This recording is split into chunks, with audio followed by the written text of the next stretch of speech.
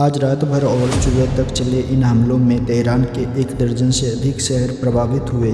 देश की राजधानी तेहरान में एक और रात भरी बमबारी हुई, जिसमें अलग अलग इलाकों को निशाना बनाया गया। राजधानी में के पूर्व, दक्षिण और पश्चिमी क्षेत्र को निशाना बनाया गया और कई जगहों पर बुनियादी ढांचे सहित कई इमारतें प्रभावित हुई। इनमें से कुछ सीधे तौर पर प्रभावित हुई, जिनमें शरीफ विश्वविद्यालय भी शामिल है। शरीफ टेक्नोलॉजी विश्वविद्यालय, जिसे ईरान का IIT कहा जाता है, देश के सबसे महत्वपूर्ण तकनीकी संस्थाओं में से एक है। देश के राष्ट्रपति ने हमले की पुष्टि की और सामने आए फुटेज के तहत इस महत्वपूर्ण विश्वविद्यालय की मस्जिद, प्रयोगशालाओं और अन्य सुविधाओं सहित कई इमारतों को भी भारी नुकसान हुआ है। इसके अलावा हम जानते हैं कि यह क्षेत्र अन्य हमलों का भी गवाह रहा है, जिससे पूरे इलाके में दहशत का माहौल बना हुआ है।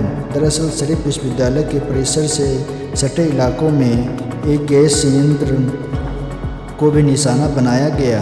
और बेशक हम जानते हैं कि राजधानी के अलावा अन्य शहरों की एक लंबी सूची है जो अमेरिका और इजरायली हवाई हमले की चपेट में है, जिनमें करज और सिरेज भी शामिल है, जहां कम से कम 6 लोगों के मारे जाने की खबर है। वहीं बहारिस्तान में, जो राजधानी के पास स्थित एक छोटा शहर है, स्थायी अधिकारियों का कहना है कि कम से कम 13 लोग मारे गए हैं, जिनमें 6 बच्चे भी शामिल हैं।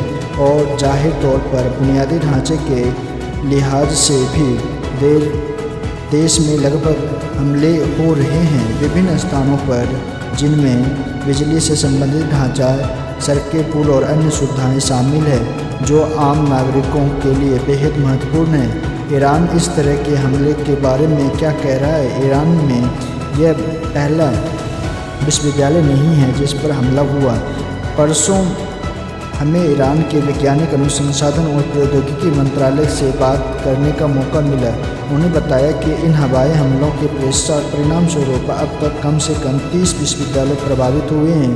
हाल ही में शहीद बेहेशती विश्वविद्यालय के परिसर में, जहां हमने देखा कि लेजर और प्लाज्मा अनुसंधान संस्थाओं को भी भारी नुकसान पहुंचा और परिसर में स्थित छात्रावास भी काफ़ी हद तक प्रभावित हुआ है। अच्छी बात यह रही कि छात्र उस समय परिसर में मौजूद नहीं थे। छुट्टी होने की वजह से कोई हताहत नहीं हुआ, लेकिन ताज़ा खबर यह है कि इससे पहले भी हमें भारी बमबारी की जानकारी मिली थी। राजधानी के पूर्व इलाकों में स्थित ईरान के वैज्ञानिक और प्रौद्योगिकी विश्वविद्यालय पर बमबारी की गई है। इससे पहले इस्फहान प्रौद्योगिकी विश्वविद्यालय को निशाना बनाया गया था, लेकिन जैसे कि मैं बता रहा था, ताज़ा घटना शरीफ विश्वविद्यालय पर हुई है।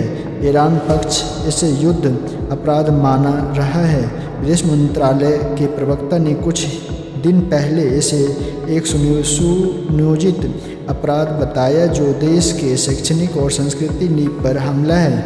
इन हमले की लगातार निंदा की जा रही है, जो इस समय भी जारी है। कहना होगा कि इनका दायरा बढ़ता जा रहा है। आप जानते हैं, शुरुआती दिनों में ये हमले राज्य में संबंधित इमारतों या सैन्य मुख्यालयों और सैन्य बुनियादी ढांचों तक सीमित थे, लेकिन अब पिछले 2 हफ्तों में हमने बुनियादी ढांचे, अस्पताल, स्कूल और रेड क्रॉस की इमारतों को बड़ी नुकसान देखा है।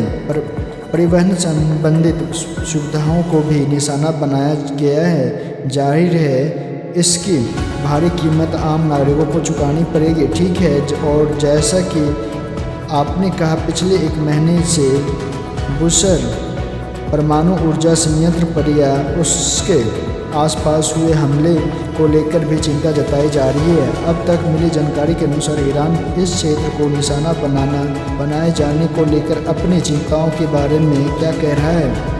हम जानते हैं कि देश की परमाणु सुविधाओं को लेकर पहले से ही काफ़ी तनाव रहा है। जून में जब अमेरिका और इजराइल ने हवाई हमले का अभियान शुरू किया, तो 3 सबसे महत्वपूर्ण परमाणु स्थलों को लेकर भी खतरे की आशंका जताई है। नातंज, फोर्ड और इस्फहान जैसी सुविधाओं को निशाना बनाया गया। ये युद्ध के दौरान हमने परमाणु संबंधी ढांचे पर भी हमले देखे, जिसमें कुछ पर प्रत्यक्ष और कुछ पर अप्रत्यक्ष रूप से हमला किया गया। इस हालिया हमले के बारे में हम जानते हैं कि आसपास के इलाकों में अमेरिकी और इजरायली हवाई हमले हुए हैं। ईरानी पक्ष के इस पर चिंता जताई है और कुछ घंटे पहले ईरान के परमाणु ऊर्जा संगठन की ओर से बयान जारी किया गया।